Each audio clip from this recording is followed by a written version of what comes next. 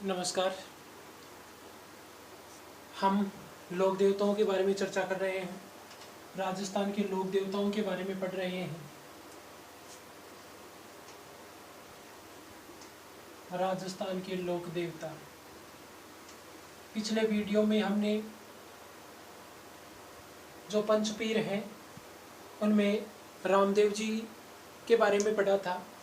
आज हम पंचपीरों में सम्मिलित एक और महत्वपूर्ण लोक देवता जिनका नाम है गोगा जी।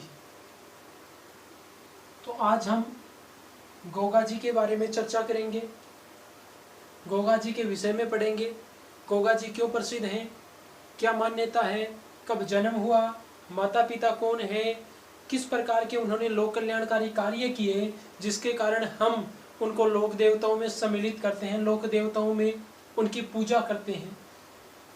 तो देखिए, सबसे पहले बात करते हैं गोगा जी के जन्म की।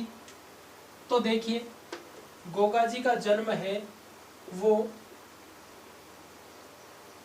1003 विक्रम संवत।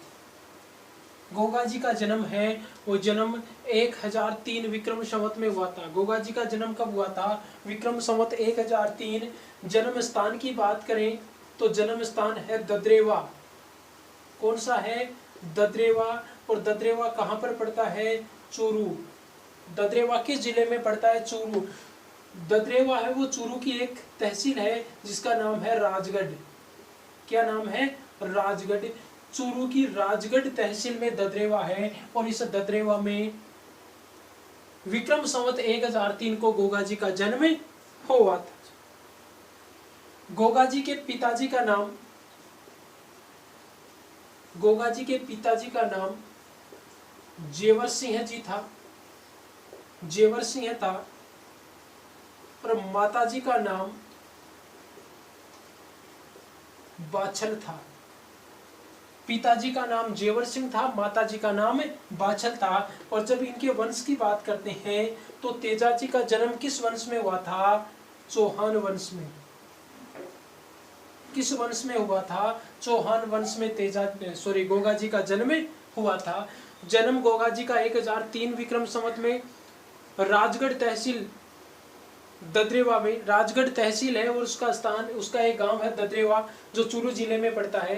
पिताजी का नाम जेवर सिंह था, माताजी का नाम बाछल था। इनका वंश है वो चौहान था, चौहान वंशीय थे। इनकी पत्नी की बात करें कि इनकी पत्नी का क्या नाम था, तो देखिए इनके दो पत्नियां थी। गोगा जी के कितने पत्नियां थी? दो पत्नियां थी। गोगा जी की पत्नियां थी दो। एक का नाम है केलम दे और दूसरी का नाम है सरियल। गोगा जी के दो पत्नियां थी, याद रखिए, एक केलम दे और दूसरी सरियल। केलम दे के बारे में कथा भी चलती है, कहानी भी चलती है कि केलम दे का सगुन, या कह सकते हैं कि जब इनके रिश्ते की बात चल रही थी केलम दे के साथ में गोगा जी की, तो कहते हैं कि केलम दे को एक सर्प ने डस लिया था। केलम दे को एक सर्प ने डस लिया था। और जब इस बात का पता गोगा जी को चला तो गोगा जी काफी क्रोधित हो गए और उन्होंने एक कढ़ाई है वो चढ़ा दी और उसमें तेल है, उस तेल को गर्म करना शुरू कर दिया। और उसके बाद में कुछ इस प्रकार के मंत्रों का जाप करने लगे कि सारे के सारे सर्प हैं वो आकर उस तेल की कढ़ाई में गिरने लगे, तेल की कढ़ाई में गिरने लगे। इस बात का पता है जब सर्पों के जो राजा थे, जो सर्पराज थे, जिनका नाम था तक्षक, सर्पराज तक्षक को जब इस बात का पता चला तो वो रक्षा की गुहार करते हुए गोगा जी के पास में और उनसे कहा कि हे गोगा जी, आप ये क्या कर रहे हैं, इस प्रकार से सारे सर्पों को क्यों मार रहे हैं? तो उन्होंने सारी बात बताई। तो कहते हैं कि इस सर्पराज तक्षक ने क्या किया था, केलम का जहर है वो जहर चूस लिया था, केलम का जहर है वो उतारे दिया था। तो केलम दे और सरियल इनकी दो पत्नियां थी। केलम दे और सरियल इनकी दो पत्नियां थी। केलम दे काफी प्रसिद्ध है, जिनके बारे में क्यों प्रसिद्ध है ये बात अभी मैंने आपको बताई है। अब देखिए, बात करते हैं गोगा जी के उपनामों की। तो गोगा जी को किन किन उपनामों से जाना जाता है, गोगा जी के कौन कौन से उपनाम हैं। तो देखिए उपनामों की हम बात करते हैं।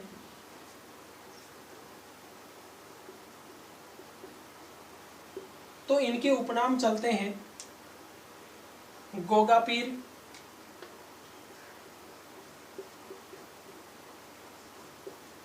उपनाम है इनका गोगा पीर। गोगा पीर के अलावा इनका उपनाम चलता है जाहर पीर, जाहर पीर, जाहिरा पीर। जाहिरा कहा था किसने,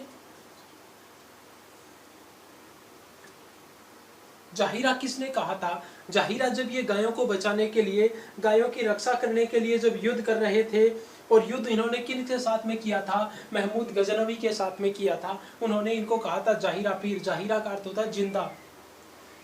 इसके अलावा बात करें तो इनको कहा जाता है, इनका उपनाम है नागराज का अवतार,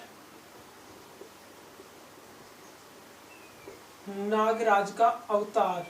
गोगा जी को किस उपनाम से जाना जाता है, नागराज के अवतार के रूप में, नागराज का अवतार के नाम से जाना जाता है। गोगा पीर, जाहर पीर, नागराज का अवतार, नागों का देवता। इसके अलावा बात करें तो इनको क्या कहा जाता है, नागों का यानी सर्पों का देवता। इन उपनामों से गोगा जी को जाना जाता है, या कह सकते हैं कि गोगा जी के ये उपनाम है, गोगा जी के ये उपनाम है। अब देखिए एक महत्वपूर्ण बात है जो याद रखने वाली है, याद रखने वाली ये है कि देखो ये मुसलमान जो होते हैं, जो मुस्लिम होते हैं, उनमें एक वंश चलता है जिसका नाम है कायम खानी। क्या नाम है, कायम खानी। कायम खानी वंश है ये। कायम खानी है ये गोगा जी की 17वीं पीढ़ी। कौन सी पीढ़ी, 17वीं। गोगा जी की जो 17वीं पीढ़ी थी, उस 17वीं पीढ़ी में एक व्यक्ति हुए थे जिसका नाम था कायम सिंह। जिसका क्या नाम था, कायम सिंह।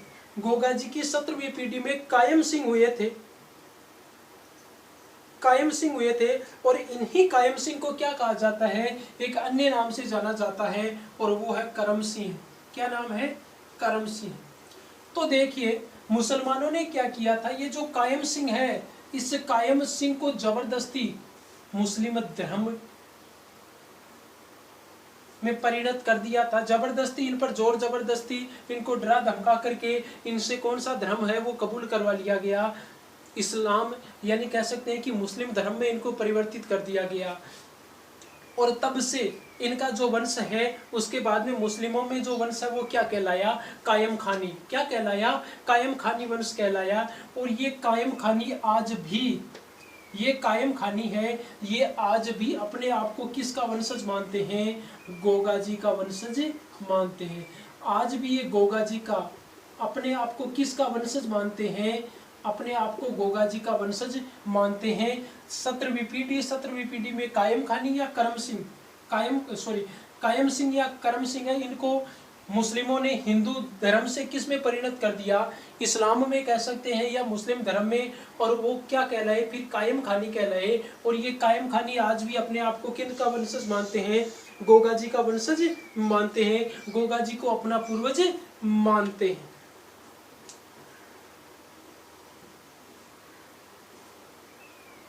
देखिए आगे बात करते हैं।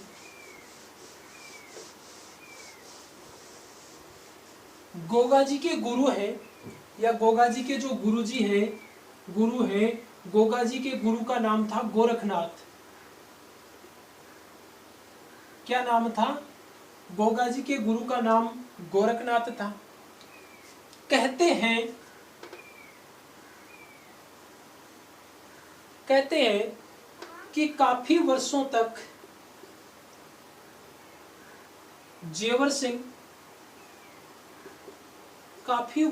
जेवर सिंह और जो बाछल है उनके कोई संतान उत्पन्न नहीं हुई थी, संतान उत्पन्न नहीं हुई थी।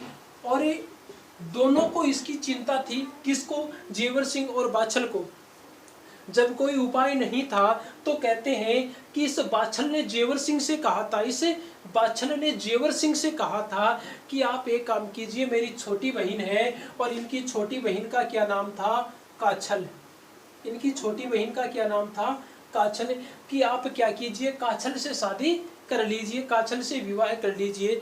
तो बाछल के कहने पर जेवर सिंह किससे विवाह कर लेते हैं? काछल से विवाह कर लेते हैं। और काछल से जब इन्होंने विवाह किया तो इनके काछल से 2 संतान उत्पन्न हुई, एक तो अर्जन और एक सर्जन। एक तो अर्जन और एक सर्जन। इस सर्जन को सुरजन भी कहा जाता है।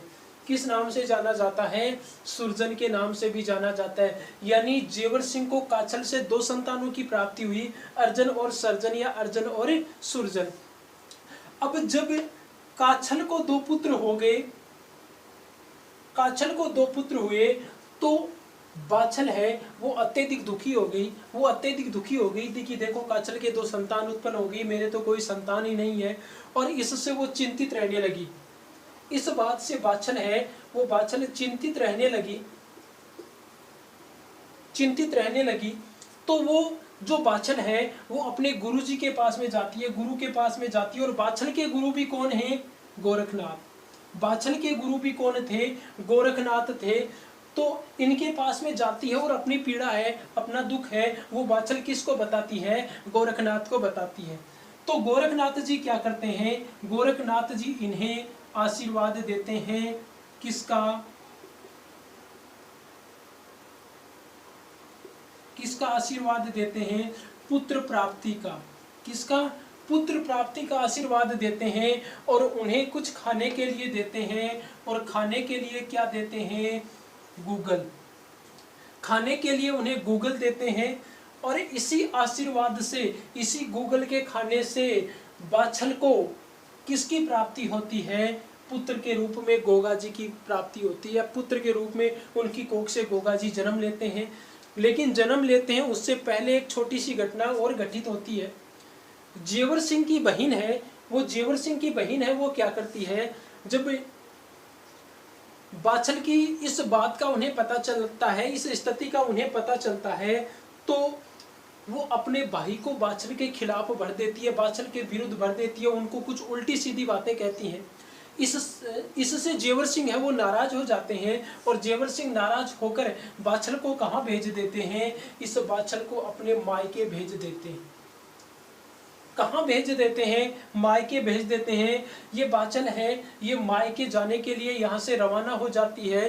तभी कहते हैं कि एक चमत्कार होता है। और चमत्कार ये होता है कि गोगा जी गर्भ में ही अपनी माँ से पुकार करते हैं। गोगा जी गर्भ में ही अपनी माँ से, किससे? बाछल से पुकार करते हैं कि हे माँ, ये क्या हो रहा है? ये क्या हो रहा है? मेरा जन्म होने वाला है और तुम मायके जा रही हो, अपने मायके जा रही हो, मेरे ननिहाल जा रही हो। ये कैसे हो सकता है? तुम ऐसा क्यों कर रही हो? मैं तो चाहता हूं कि मेरा जन्म है वो मेरे पिताजी के गांव में ही हो, पितृगृह में, पितृगृह में ही मेरा जन्म हो। अर्थात मेरा जो पिताजी का गांव है, इस पिताजी के गांव में ही मेरा जन्म हो। अगर ननिहाल में मेरा जन्म होता है तो मैं क्या कहलाऊंगा? नाड़िया कहलाऊंगा। मैं क्या कहलाऊंगा? नाड़िया कहलाऊंगा। लोग मुझे नाड़िया कहेंगे। इसलिए मैं तो चाहता हूं कि मेरा जन्म है वो कहाँ हो? मेरे पिताजी के गांव में हो। कहते हैं कि जब इस प्रकार का घटनाक्रम घटित होता है, इस प्रकार की बात है, वो गोगा जी गर्भ में ही अपनी मां से कहते हैं। तो रास्ते में कुछ इस प्रकार का चमत्कार होता है, वो गोगा जी की शक्तियों से होता है। किस प्रकार से होता है?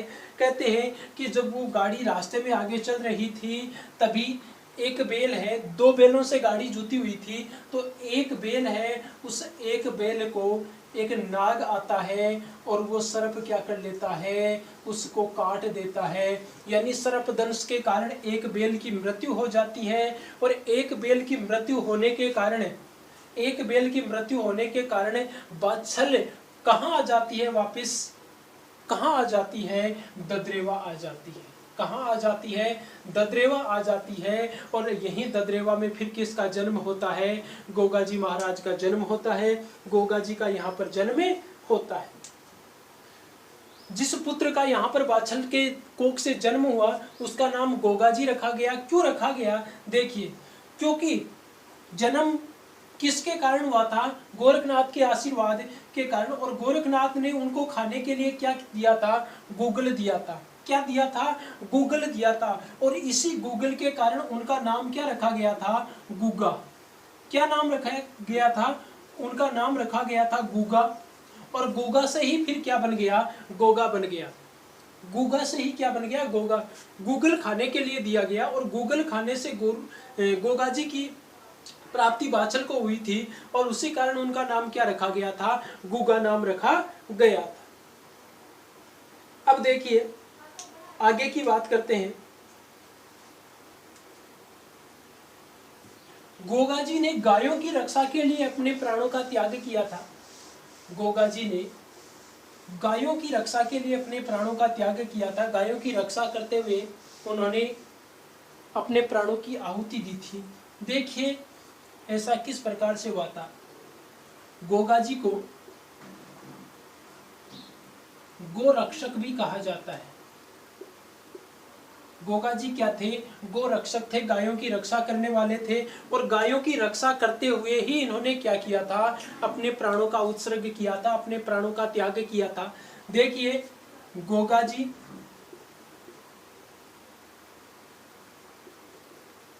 और इनके मौसेरे भाई थे।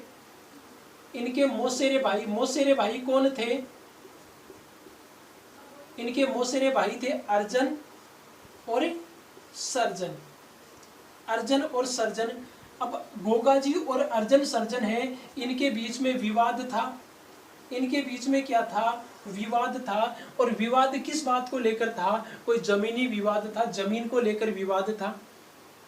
जमीन को लेकर जब विवाद था तो अर्जन और सर्जन है वो ऐसे तो गोगा जी से जीत नहीं पा रहे थे।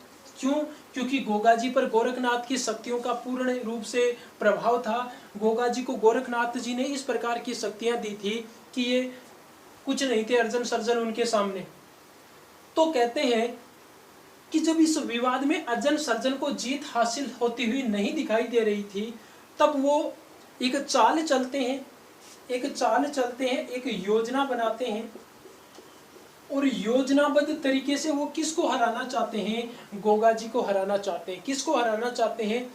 गोगा जी को हराना चाहते हैं। और उन्होंने योजना ये बनाई कि अर्जन और सर्जन जो इनके मौसेरे भाई थे दोनों किसके पास में जाते हैं? किसके पास में जाते हैं? महमूद गजनवी के पास में जाते हैं। दोनों किसके पास में चले गए? मुस्लिम जो आक्रांता था महमूद गजनवी, दोनों इस गजनवी के पास में चले गए और कहा कि हम इस प्रकार से मुसीबत में फंसे हुए हैं, आप एक काम कीजिए, यहाँ पर जो गायें हैं, गोगा जी की जो गायें थी उनके लिए कहा कि ये गायें हैं, इन गायों को आप लूट कर ले जाइए और पीछे से हम उन पर हमला कर देंगे, हम उन पर आक्रमण कर देंगे और आप गायें ले जाना और इस प्रकार से पीछे से हम क्या कर लेंगे? उन पर आक्रमण करते हुए जीत हासिल कर लेंगे। तो महमूद गजनवी आता है और वो क्या करता है? अर्जन और सर्जन के सहयोग से इनकी बनाई गई योजना के आधार पर गोगा जी की गायों को ले जाता है। इस बात का पता जैसे ही गोगा जी को चलता है कि महमूद गजनवी के साथ में मिलकर अर्जन सर्जन ने मेरी गायों को यहाँ से दूर कर दिया है, तो गोगा जी है वो गोगा जी किन के पास में जाते हैं? अर्जन और सर्जन के पास में जाते हैं, अर्जन सुरजन के पास में जाते हैं और उनसे कहते हैं कि देखिए आपके पिताजी ने गलत हरकत की है, आपके पिताजी ने एक बहुत गलत कार्य कर दिया है। और गलत कार्य क्या कर दिया है? सॉरी, अर्जन और सर्जन के पुत्रों के पास में जाते हैं। गोगा जी हैं वो अर्जन और सर्जन के पुत्रों के पास में जाते हैं। अर्जन और सर्जन के पुत्रों के पास में जाते हैं और पुत्रों के साथ में उनके पास में गए और पास में जाकर कहा कि अर्जन और सर्जन आपके जो पिताजी हैं उन्होंने एक बहुत बड़ी गलती की है और इस प्रकार का उन्होंने बुरा कर्म किया है, बुरा कार्य किया है, दुष्ट कार्य किया है। ये कहाँ तक शोभा देने वाला है? क्या यह सही किया है? तो कहते हैं कि अर्जन और सर्जन के पुत्रों ने गोगा जी से कहा कि अगर हमारे पिताजी ने इस प्रकार का कार्य किया है तो हम गायों की रक्षा करने के लिए, गायों को छुड़ाने के लिए आपका साथ देंगे। कहते हैं कि अर्जन और सर्जन के पुत्र हैं, वो अपने पिताजी के खिलाफ लड़े थे, अपने पिताओं के खिलाफ लड़े थे। किसके साथ में हो गए थे इनके पुत्र? इनके पुत्र हैं वो गोगा जी के साथ में हो गए थे। कहते हैं कि गोगा जी हैं वो गोगा जी स्वयं इनके पुत्र और अर्जन सर्जन के पुत्र, अर्जन सर्जन के इनके साथ में 60 पुत्र थे। गोगा जी जब महमूद गजनवी से लड़ने के लिए गए थे, गायों को छुड़ाने के लिए गए थे, तब कहते हैं कि अर्जन सर्जन के 60 पुत्र, अर्जन और सर्जन के कितने पुत्र थे? 60 पुत्र थे। गोगा जी और इसके साथ में, इनके साथ में गोगा जी के पुत्रों की संख्या कितनी थी? 47। गोगा जी स्वयं, गोगा जी के 47 पुत्र और इनके जो मौसेरे भाई थे अर्जन और सर्जन, उनके 60 पुत्र। कुल मिलाकर ये कितने हो गए? ये हो गए 60, 40, 70, 60 और 40, 100, यानी लगभग ये 108 हो गए।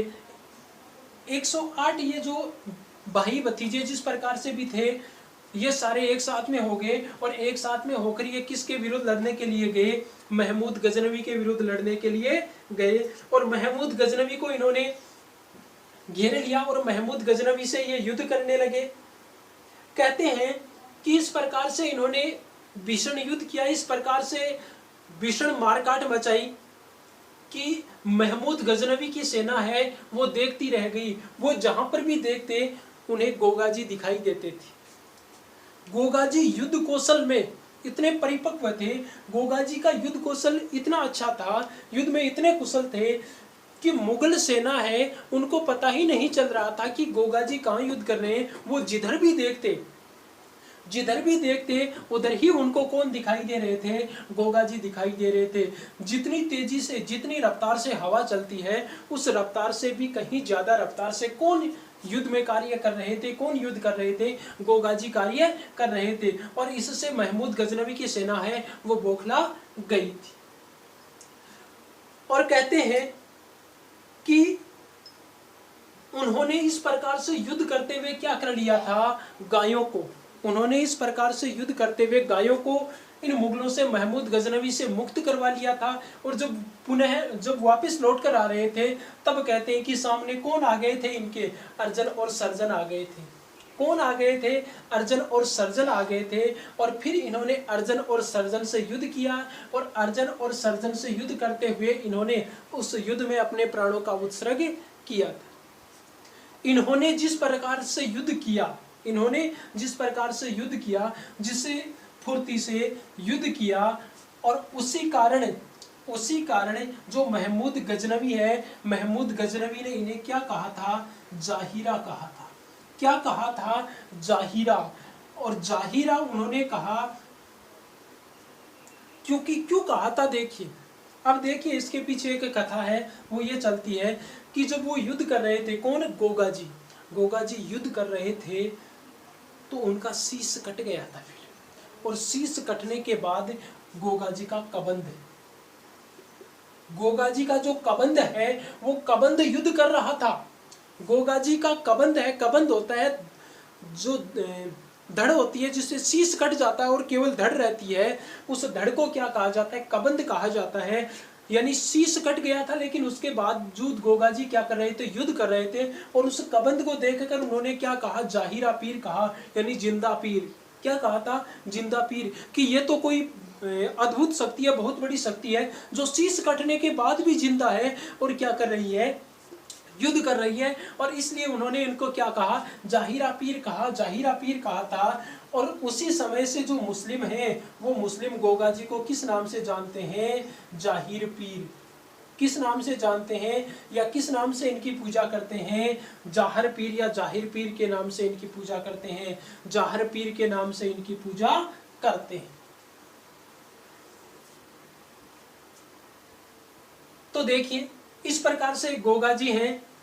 अब गोगा जी ने युद्ध कहां से शुरू किया था? गोगा जी ने युद्ध करना ददरेवा से शुरू किया था और अंतिम स्थान तक कहां तक गए थे? गोगामेडी। कहां तक गए थे? गोगामेडी तक। किस प्रकार से गए थे ये देखिए, इस घटनाक्रम को हम देखते हैं।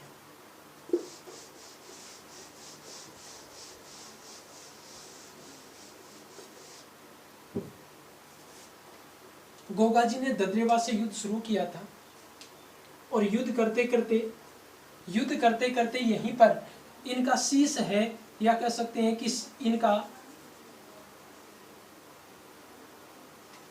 इनका शीश है वो कट गया था यहाँ पर। और शीश कट जाने के बाद में, शीश कटने के बाद में भी ये लगातार युद्ध करते रहे और युद्ध करते हुए आगे बढ़ते रहे, मुस्लिम सेना को खदेड़ते रहे, महमूद गजनवी की सेना को खदेड़ते रहे और अंत में जाकर इनका जो धड़ है वो धड़ गिरा था। धड़ कहाँ गिरा? धड़ गिरा था गोगामेडी।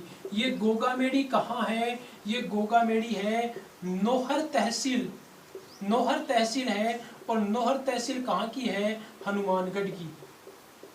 कहाँ की है? हनुमानगढ़ की। हनुमानगढ़ की नौहर तहसील है, उसका एक स्थान है गोगामेडी। उस गोगामेडी नामक स्थान पर इनका धड़ गिरा था। यानी इनके दो प्रमुख मंदिर बने हुए हैं। एक तो जहां पर इनका शीश गिरा था, और एक जहां इनका धड़ गिरा था। तो शीश तो कहां पर गिरा था? शीश तो गिरा था ददरेवा में। शीश कहां पर गिरा था? ददरेवा में गिरा था। और ददरेवा में जहां पर शीश गिरा था उसको क्या कहा जाता है? उसको शीर्षमेढ़ी कहा जाता है। क्या कहा जाता है? शीर्षमेढ़ी कहा जाता है। जहां पर शीश गिरा, उस शीश गिरने वाले स्थान को क्या कहा जाता है? उस स्थान को शीर्षमेढ़ी कहा जाता है। उस स्थान को शीर्षमेढ़ी कहा जाता है। और जहां पर धड़ गिरा था, क्या कहा जाता है? इसको शीर्षमेढ़ी कहा जाता है। और जहां पर धड़ गिरा था उसे क्या कहा जाता है? उसे धुरमेढ़ी कहा जाता है। क्या कहा जाता है? धुरमेढ़ी। यानी दोनों स्थान है। एक स्थान पर इनका शीश गिरा था ददरेवा चूरू में, जो शीर्षमेढ़ी के नाम से प्रसिद्ध है। और धड़ गिरा था गोगामेढ़ी, जो नौहर हनुमानगढ़ में है। और इसको क्या कहा जाता है? इसको धुरमेढ़ी कहा जाता है। इसको धुरमेढ़ी कहते हैं। ऐसा कहा जाता है इनकी जो शीर्षमेढ़ी है ददरेवा चूरू में एक तालाब है। ददरेवा में एक तालाब है। कहते हैं कि इस तालाब की जो मिट्टी है, इस मिट्टी से सर्पदंश का जो जहर होता है उस जहर को कम किया जाता है। सर्पदंश से पीड़ित व्यक्ति को ठीक किया जाता है। इस मिट्टी का इस प्रकार का कुछ चमत्कार मानते हैं कि इस तालाब की मिट्टी लगाने से जो सर्प का जो जहर होता है, जिसको सर्प काट देता है, उसके जहर चढ़ जाता है, उस जहर को क्या कर दिया जाता है? निकाल दिया जाता है। ऐसा कहा जाता है, ऐसी लोक मान्यता है। आगे देखिए, उसके बाद में बात करें तो कुछ और महत्वपूर्ण बातें हैं जो देखते हैं। देखो गोगा जी है ना, गोगा जी का मंदिर आपको प्रायः प्रत्येक गांव में मिल जाएगा। प्रायः प्रत्येक गांव में आपको गोगा जी का मंदिर मिल जाएगा। और गोगा जी का मंदिर कहां पर है? खेजड़ी के पेड़ के नीचे। कहां पर मिलेगा आपको? खेजड़ी का जो पेड़ है उसके नीचे, खेजड़ी के पेड़ के पास में गोगा जी का मंदिर बनाया जाता है। और गोगा जी का मंदिर जहां पर होता है वहां पर गोगा जी की प्रतीक स्वरूप एक पत्थर की मूर्ति होती है। पत्थर की मूर्ति होती है। और साथ में क्या होता है? नाग। पत्थर की मूर्ति होती है और पत्थर की मूर्ति के साथ में क्या होता है? नाग होता है। पत्थर की मूर्ति की वहां पर पूजा की जाती है। और साथ में किसकी पूजा की जाती है? नाग की पूजा की जाती है। सर्प की जो आकृति होती है वो वहां पर अंकित की जाती है। नाग की जो आकृति है वो अंकित की जाती है। गोगा जी की जो घोड़ी थी, उस गोगा जी की घोड़ी है उसका रंग नीला था। गोगा जी की घोड़ी है। गोगा जी के पास में, याद रखना, घोड़ा नहीं था बल्कि क्या थी? घोड़ी थी। और घोड़ी का रंग कैसा था? घोड़ी का रंग था नीला। गोगा जी की जो घोड़ी थी उस घोड़ी का रंग कैसा था? नीला था। और इनकी घोड़ी को किस नाम से जाना जाता है? गोगा बापा। इनकी घोड़ी को क्या कहा जाता है? इनकी घोड़ी को कहा जाता है गोगा बापा। अब देखिए, इनकी घोड़ी को गोगा बापा क्यों कहा जाता है, ऐसा क्यों कहते हैं, इसके पीछे क्या कारण है? तो देखिए, इसके पीछे का कारण मैं आपको बता देता हूं। ऐसी लोक मान्यताएं ऐसा कहते हैं कि एक बार महमूद गजनवी की सेना है, वो सोमनाथ मंदिर है, उस पर आक्रमण करने के लिए गई थी। और जब उस पर आक्रमण करने के लिए गई तो गोगा जी का एक पुत्र था जिसका नाम था सामंत सिंह। गोगा जी का एक पुत्र था जिसका नाम था सामंत सिंह। वो दिखने में गोगा जी की जैसा ही था, गोगा जी के जैसा था, और शक्ति भी उसी प्रकार की थी, युद्ध कौशल भी उसी प्रकार का था। तो कहते हैं कि सामंत सिंह ने महमूद गजनवी को वहां पर रोक लिया, उनसे युद्ध करने लगे। तो लोगों ने सोचा कि ये तो गोगा जी की आत्मा है, ये तो गोगा जी की आत्मा है, और ये शायद सोमनाथ के मंदिर को बचाने के लिए आई है। गोगा जी की आत्मा है और सोमनाथ के मंदिर को बचाने के लिए आई है। तो उसके लिए लोगों ने क्या प्रयुक्त कर दिया? गोगा बापा नाम प्रयुक्त कर दिया। और तभी से ये किस नाम से जाना जाने लगा? गोगा बापा के नाम से इनकी घोड़ी है वो जानी जाने लगी। इनकी घोड़ी है वो किस नाम से? गोगा बापा के नाम से प्रसिद्ध हो गई। और साथ ही साथ गोगा बापा की पूजा भी की जाती है। सामंत सिंह के रूप में भी किसकी पूजा की जाती है? गोगा बापा की पूजा की जाती है।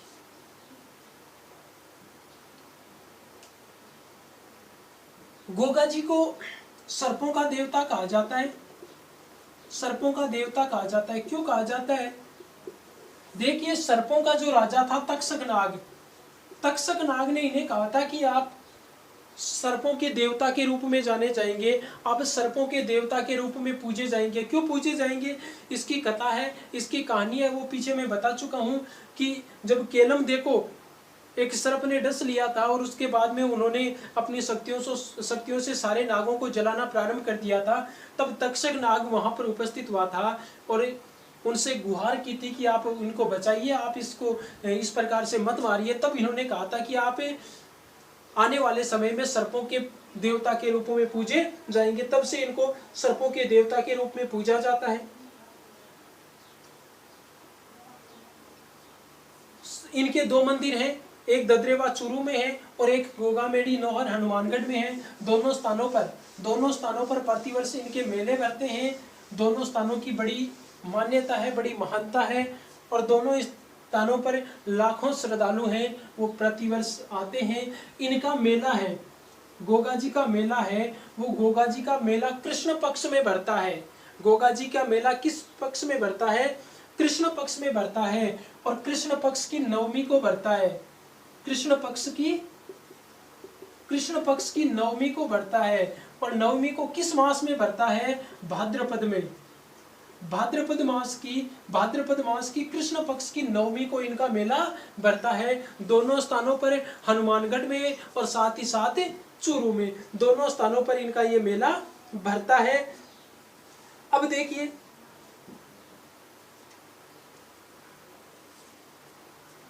गोगा जी की और मान्यता यह है कि जब कृषक वर्ग जब हल जोतता है तो वो जैसे ही हल चलाना प्रारंभ करता है तब उनको क्या बांधी जाती है? गोगा राखड़ी बांधी जाती है। क्या बांधी जाती है? गोगा राखड़ी बांधी जाती है। ऐसा कहते हैं कि ये सर्पों से रक्षा करती है। जो कृषक वर्ग है उनकी हल और हाली, हल जोतने वाले को और साथ ही साथ हल है, उन दोनों को क्या किया जाता है? गोगा राखड़ी बांधी जाती है। इससे मान्यता ऐसा कहते हैं कि इनसे सर्प दंश से बचाव होता है, सर्पों से ये बचाव होता है। और उसके बाद में ये जो गोगा राखड़ी है, ये जो राखी है, ये गोगा जी को अर्पित कर दी जाती है। किसको अर्पित कर दी जाती है? गोगा जी को अर्पित कर दी जाती है। गोगा जी को अर्पित कर दी जाती है। और गोगा जी का जो चबूतरा बना हुआ होता है उस पर चढ़ा दी जाती है। गोगा जी के एक पुत्र थे जिसका नाम था केसरिया कंवर, जिनकी भी पूजा की जाती है। गोगा जी से एक दिन पहले उनको पूजा जाता है। गोगा जी से एक दिन पहले उनको पूजा जाता है। केसरिया कंवर वो गोगा जी के ही पुत्र थे। वो गोगा जी के ही पुत्र थे। और ये गोगा राखड़ी है, ये उन्हीं को चढ़ाई जाती है। केसरिया कंवर जी के लिए जो चबूतरा, गोगा जी का जो चबूतरा बना हुआ होता है, वहां पर ये चढ़ाई जाती है। अब बात करें, देखिए जो नोहर हनुमानगढ़ में है गोगा मेड़ी, ये जो गोगा मेड़ी है, ये गोगा मेड़ी मकबरा नुमा बना हुआ है। जैसे मकबरा होता है ना, मकबरा नुमा आकृति में गोगा मेड़ी का निर्माण किया गया है। गोगा मेड़ी का निर्माण है वो मकबरा नुमा आकृति में किया गया है। क्यों किया गया है? क्योंकि इसका निर्माण ही किसने करवाया था? मुस्लिमों ने करवाया था। इसका निर्माण किसने करवाया था? मुस्लिमों ने करवाया था। और कहते हैं कि फिरोज शाह तुगलक ने इसका निर्माण करवाया था। जो ये गोगा मेड़ी वाला जो मंदिर है, इसका निर्माण किसने करवाया था? इसका निर्माण फिरोज शाह तुगलक ने करवाया था। किसने? फिरोज शाह तुगलक ने करवाया था। हालांकि आज इसका जो स्वरूप है वो वैसा नहीं है पहले जैसा, इसका पुनर्निर्माण कर दिया गया है। और इसका पुनर्निर्माण करवाने का कार्य है वो किसने किया था? तो देखिए, बीकानेर के शासक थे महाराजा गंगा सिंह। बीकानेर के शासक महाराजा गंगा सिंह, बीकानेर के शासक महाराजा गंगा सिंह ने क्या किया था? बाद में आगे चलकर इनका पुनर्निर्माण करवाया था। गंगा सिंह ने इनको पुनर्निर्मित करवाया था। जो टूट फूट थी इसकी मरम्मत करवाई थी। फिरोज शाह तुगलक ने जब इसको बनवाया था तब इन्होंने अपनी भाषा में यहाँ पर कुछ लिखवाया था। और यहाँ पर क्या लिखा हुआ है? आज भी यहाँ पर जो मुख्य दरवाजा है उस पर बिस्मिल्लाह है शब्द लिखा हुआ है। क्या लिखा हुआ है? बिस्मिल्लाह है।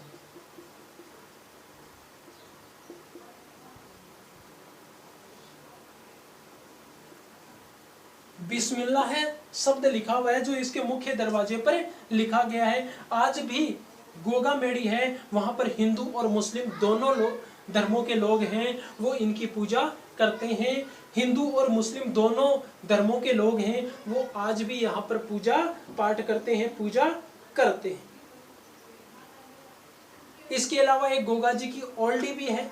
गोगा जी की ओल्डी भी है जो कहाँ पर है? सांचौर जालोर में है। सांचौर जो जालोर है वहां पर इनकी एक ओल्डी, ओल्डी का अर्थ होता है झोपड़ी। कौन सी है?